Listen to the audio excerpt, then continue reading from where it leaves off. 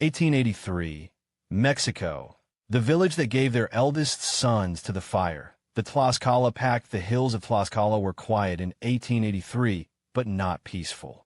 At night, the wind carried whispers, low, trembling sounds that seemed more than just air moving through stone.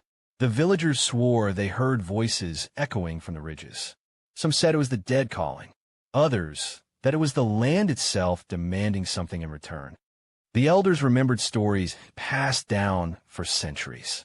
Stories of famine, of war, of gods who punished the proud. And so, when strange signs returned, a failed harvest, cattle falling sick, and sudden deaths of newborns, the old stories resurfaced like wounds reopened. Fear grew heavier with each passing day. Then came the fire. One evening, a hut on the outskirts burst into flames. It was said no spark touched it, no lamp overturned. Witnesses claimed the blaze rose suddenly, roaring like a beast, consuming the house of a widow and her only son. The villagers watched in horror, but none dared go close. The widow screamed until her voice vanished into the night. When the flames died, only ashes and silence remained. The elders gathered at the chapel after. They knelt on the cold floor, whispering of curses, of ancient debts left unpaid. Some remembered their grandfathers telling of a pact, the kind of pact desperate men make when their backs are against famine and death. A bargain struck not with man, but with something darker. That was when the decision was made. The village, they said, must give to the fire what it demanded. Not cattle, not harvest, but their own flesh and blood. The eldest sons. The declaration spread like a plague of words. Families sat in their homes, candles burning low, eyes fixed on their eldest child. Some cried openly. Others stared in silence, unable to breathe. A weight descended over Tlaxcala heavier than the mountains themselves. The first to step forward was Don Mateo, a man as respected as he was feared. He stood in the chapel, his voice shaking but firm. If the hills demand blood, then blood they will have. My boy will be the first. Gasps filled the chapel. Mothers clutched their sons tighter. Fathers looked away. Yet in that single act of surrender, the pact was born. No one dared oppose it. To refuse, they believed, would curse the entire village. The next morning, smoke rose from the hills. Don Mateo's eldest, a boy of 17, was led to the fire. The flames licked at the sky as the villagers watched. Some prayed, some turned their faces, but none moved to stop it. The boy's scream carried through the valley, piercing the hearts of every mother. From that day, the whispers in the hills grew louder. But the famine ceased. The cattle lived. The newborns drew breath. The villagers began to believe the fire had accepted the offering. Still, the silence after each burning was worse than the flames themselves. The land seemed to hold its breath. The people, bound by fear, began to whisper less and less, as though words themselves might call the fire back. But no silence is eternal. It began with a mark. After Don Mateo's son was taken by the flames, the villagers swore they saw something etched into the boy's skin before the fire consumed him. A blackened streak across his chest, curling like a serpent. Some claimed it was ash clinging to sweat. Others whispered it was a sign burned into his flesh by forces unseen. The elders knew better. They said the fire marked those chosen. And soon, every eldest son in the village would carry that same curse. At night, the boys began to dream. They told their mothers of fire chasing them through darkened forests, of voices calling their names from the hills. The mothers held them close, stroking their hair, pretending not to believe. But by morning, some mothers found faint burns on their sons' arms, their necks, their shoulders, as if touched by flame in their sleep. The village priest, Father Ignacio, tried to calm them. He held Mass daily, his trembling hands lifting the crucifix higher than his voice could rise. The Lord sees all, he told them, though his eyes betrayed doubt. Behind the altar, candle flames bent strangely when he spoke, as if mocking him. Even he could not silence the dread. Soon, the ritual deepened. Each harvest moon, families were commanded to bring their eldest sons to the chapel. There, before the congregation, The boys were anointed with oil and marked with coal across the forehead, the sign of sacrifice. The villagers lit torches, and the chosen sons were led up the hills to where the fire pits waited. Some fought, some begged.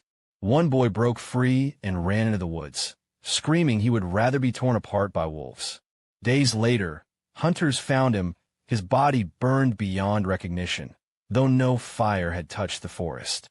The villagers said the flames found him, no matter where he hid. Mothers began to change. Their grief twisted into quiet madness. Some shaved their sons' heads, thinking it might hide them from the fire's gaze. Others covered them in mud, whispering prayers into their ears until their voices broke. But no disguise, no plea, could turn away the fate of the eldest. The boys themselves grew hollow. Their laughter faded from the village streets. Their steps grew heavy, their eyes distant, as though already half gone. By candlelight, they stared at their reflections in bowls of water, touching their skin where faint scorch marks appeared, knowing the fire was already claiming them. And yet, something strange happened after each offering. The hills bloomed. Crops rose taller. The rivers swelled with fish. Life flourished as though the land was drinking the blood of the sons and growing fat on their absence. The villagers, torn between horror and survival, tightened their grip on the pact. Still, not everyone believed the sacrifice was holy. A few whispered rebellion. A few planned escape. But in Tlaxcala, whispers had a way of becoming screams. And screams had a way of turning into smoke. The fire, it seemed, was listening. The night was heavy with storm clouds when the oath was made. Rain had not yet fallen, but the air pressed down like a hand on the villagers' throats. Inside the chapel, every candle flickered low, their flames bending as if listening. The elders gathered first, faces lined with years of toil, eyes shadowed by fear. Behind them came the fathers, shoulders stiff, lips pressed tight. Mothers lingered at the doors, clutching rosaries so hard their knuckles bled white. The eldest sons stood apart, a row of pale faces lit by firelight. Some trembled, some stared at the floor. All of them knew why they had been summoned. Father Ignacio lifted the crucifix high. His voice was cracked, hollow but steady.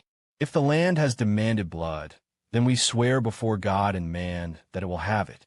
We vow our sons, our heirs, our flesh to the fire. In exchange, may Tlaxcala be spared. A silence fell, so deep it felt alive. One by one, the fathers stepped forward. They knelt before the cross, sliced their palms with a blade, and pressed blood to the altar. Each spoke a name, the name of their eldest boy. The words echoed against stone walls like confessions. Each name was a death sentence, sealed not by force but by oath. The boys were made to follow. Each knelt at the altar, their palms cut as well, their blood mingling with their fathers. The scent of iron filled the chapel, sharp and metallic. The cross above them loomed, its shadow stretching over the children like a shroud. The pact was sealed that night, a covenant not with God, but beneath his gaze, a twisted marriage of faith and fear. When the last vow was spoken, thunder cracked over the hills.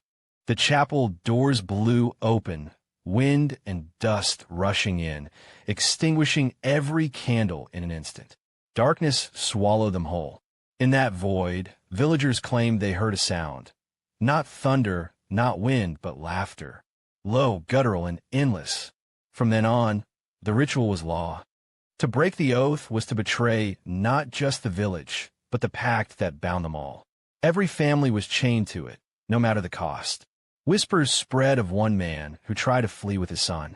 They said he packed at night, slipping from his home with the boy under cloak. But he never made it past the valley.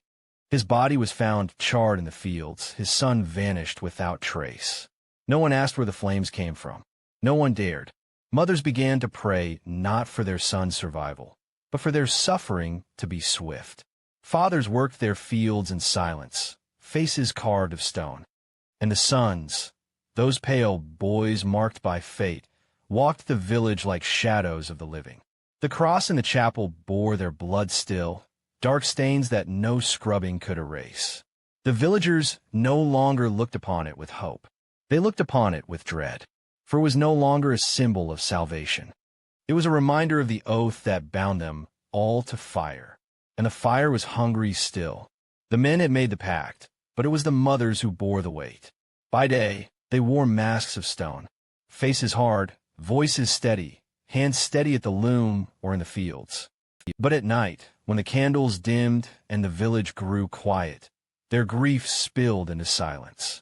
Not wailing, not screaming, just muffled sobs into blankets, into pillows, into the shoulders of sons they knew they would lose. The women of Tlaxcala began gathering in secret, not in the chapel, where the men ruled, but in kitchens and courtyards, under the cover of grinding maize or hanging laundry. They whispered prayers, not to the god their priests spoke of, but to older powers, goddesses of the earth, the moon, the rivers. Powers who might understand the pain of a mother watching her child walk toward fire. Some carried tiny charms tied in their skirts, stones said to ward off flame, feathers dipped in river water, scraps of fabric sewn with tears. None of it worked. The first mother to break was Rosa. Her boy, only 16, was called for the fire. She clung to him in the chapel, screaming, tearing at her hair, her voice cracking like brittle glass. The men dragged her away, her nails clawing at the stone floor until they bled. Her cries followed her son up the hill, echoing even after his voice was lost to the flames. After that, the mothers wept differently, not in public, not where anyone could hear. They learned to swallow their grief, to hold it deep in their chests until it turned heavy and silent. They cried behind closed doors, rocking in the dark. Some stopped eating. Some stopped speaking altogether. Their silence was a wound, spreading through the village like an infection. Children too young to be chosen began to sense it. They tiptoed around their mothers, afraid to ask questions, afraid to be noticed. They grew up in hushed houses, where laughter was forbidden and lullabies turned into whispered warnings. A strange custom emerged. The night before a boy's offering, mothers would wash him carefully from head to toe. They combed his hair, dressed him in clean linen, kissed his forehead, and sent him to the fire, as if he were a bride being given away. Their tears stayed hidden until the flames rose. Only then did their sobs break loose, carried by the wind into the black sky. The men called it dignity. The mothers called it survival. But some did not survive it. One woman, Isela, walked into the hills after her son's sacrifice and never returned. They found her days later at the river's edge, her body stiff, her hands folded as if in prayer. Another, Maria, went mad, cradling a bundle of ashes she claimed was her boy's remains. She sang to it every night until her voice wore away to nothing. The grief of the mothers was a shadow heavier than the pact itself. It lingered in every home, every meal, every silence that stretched too long. The fire consumed their sons, but it was silence that consumed them. And silence in Tlaxcala was never empty. The harvest festival had always been the one bright thread in Tlaxcala's dark weave. Every autumn, when the maize was gathered and the fields lay golden, the villagers lit lanterns, played music, and danced beneath banners strung from tree to tree. It was the season of color, of laughter, of life. But in 1883, the festival was different. The torches burned brighter that year, but the shadows were heavier.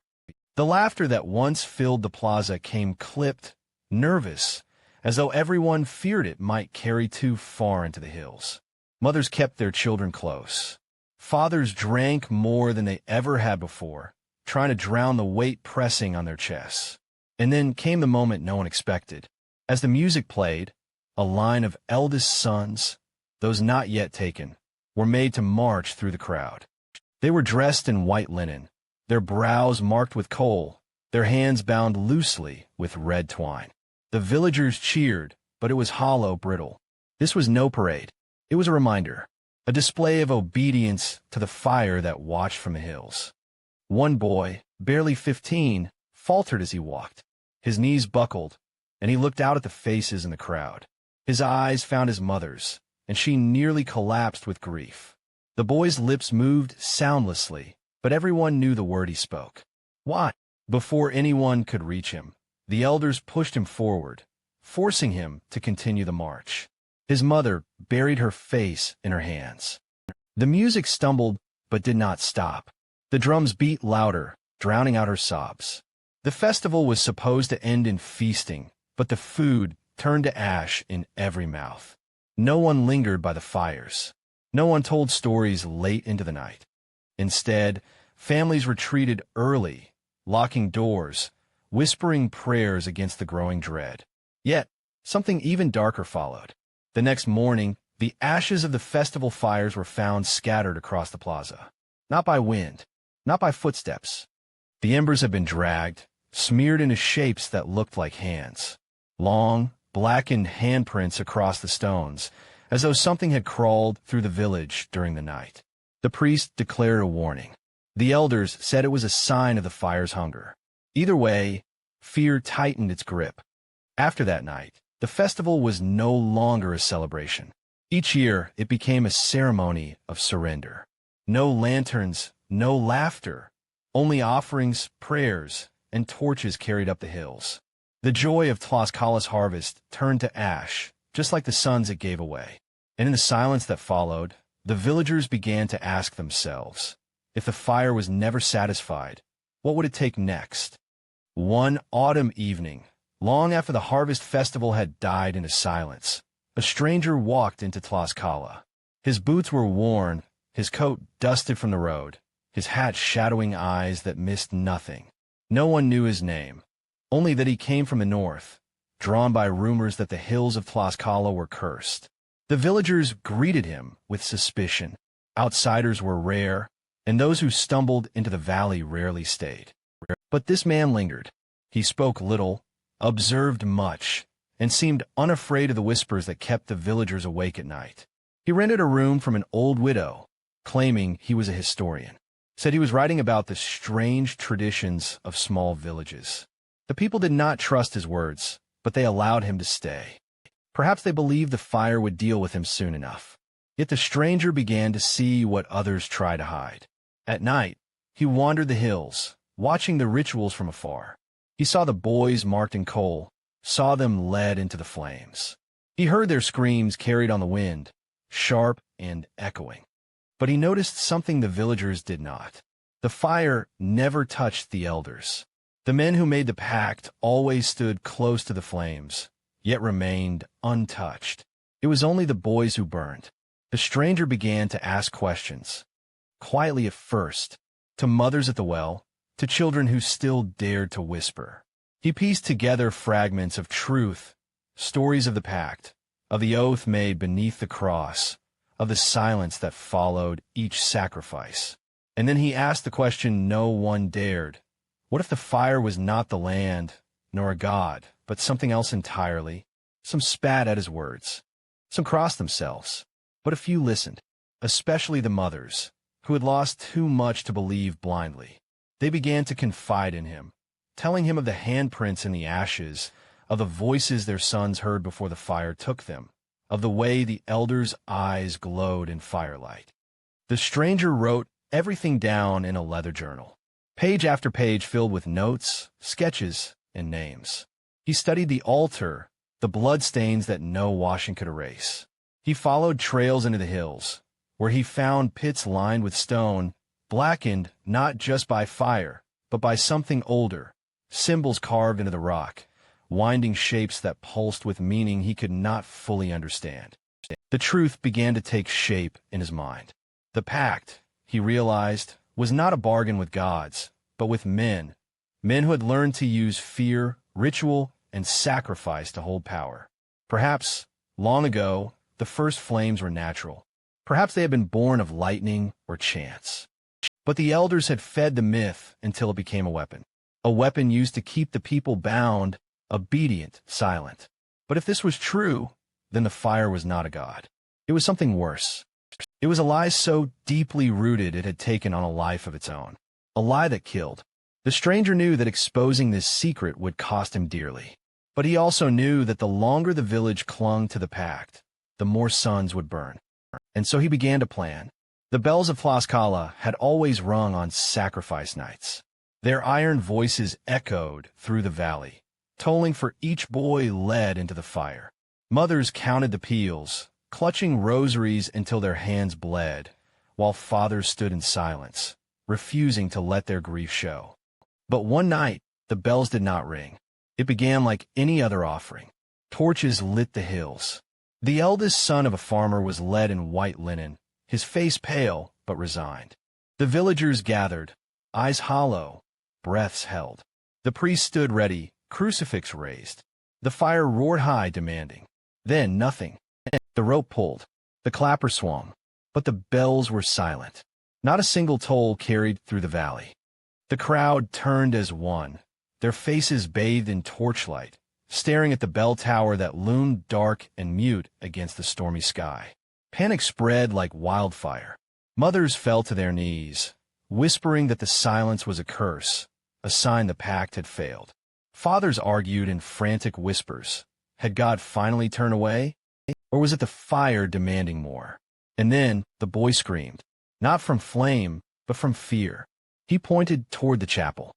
There, in the shadows beneath the bell tower, shapes moved. Dozens of them, blackened, twisted, hunched like men but wrong, too thin, too long. Their hands scraped the stone as they crawled upward, and where their hands touched, soot spread like veins. The villagers fled, trampling one another in the dark. Torches dropped, prayers forgotten. The boy was dragged, screaming into the flames, but the crowd no longer watched. All eyes were fixed on the chapel, where the bells hung silent, choked by shadows. By morning, the shapes were gone. The bells were still, their ropes covered in black soot that no washing could erase. The elders declared it a test of faith. They ordered the sacrifices to continue, insisting the silence meant nothing. But the people knew better. From that night on, the bells never rang again. No matter how hard the ropes were pulled, no sound emerged. The tower stood mute, like a throat cut clean, and with each offering, the silence grew heavier, pressing into the marrow of every soul in Tlaxcala. The stranger, watching from the shadows, wrote in his journal, "The fire is no god. It is something older, something that feeds not just on flesh but on silence." The bells were not taken by chance. They were taken to ensure no voice, no sound, could ever rise against it.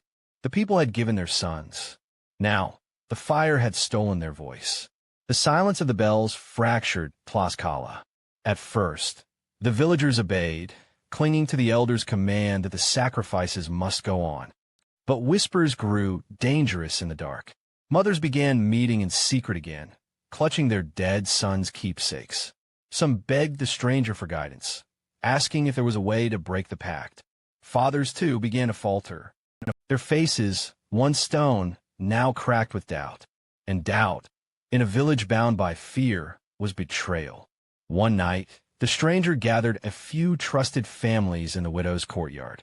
He showed them his journal, pages filled with names, dates, and symbols. He revealed the carvings in the hills, the soot-blackened ropes of the bells, the signs that the fire was not divine, but something far darker, fed by ritual and fear. The pact is not with gods, he told them. It is with men, and with the lies they've let grow into monsters. Break the lie, and you break the fire's hold. The families listened, hope flickering like the first spark after endless dark. Plans were whispered, escape, rebellion, truth carried beyond the valley. For the first time, the villagers felt something stronger than fear. But someone was listening. One of their own, a farmer named Esteban, betrayed them. Out of fear, or perhaps loyalty to the elders, he slipped into the night and told the council everything. He revealed the stranger's words, the names of the mothers who doubted, the families who plotted to resist. By dawn, the elders acted. Soldiers, men who had once been farmers, stormed the widow's home. They dragged the stranger into the plaza, his journal torn from his hands, its pages scattered like dead leaves across the ground. The families who had gathered with him were exposed, their names cursed aloud in front of all. The punishment was swift. Those accused of betrayal were not sent to the fire in secret.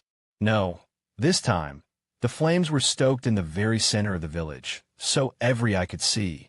One by one, the rebels were bound and cast into the blaze. Their screams rose into the night where the bells once rang, but the tower remained silent, as if mocking them.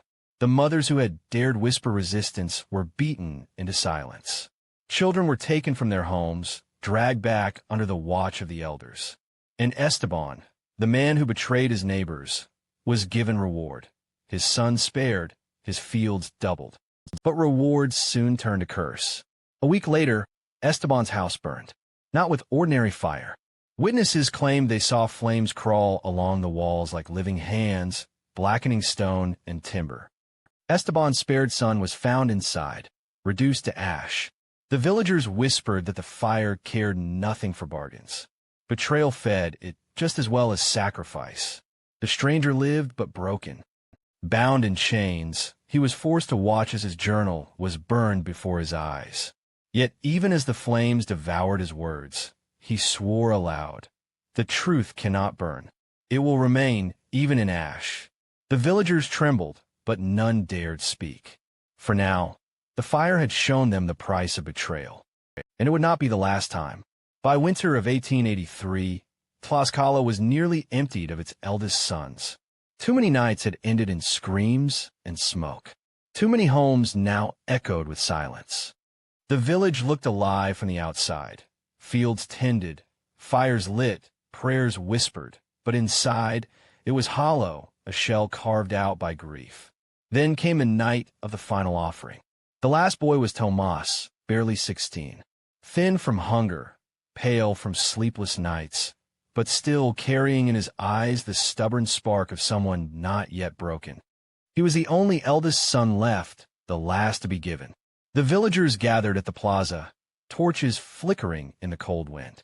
Mothers clutched their younger children close, some shielding their eyes. Fathers stood rigid, their faces unreadable, their hands clenched into fists.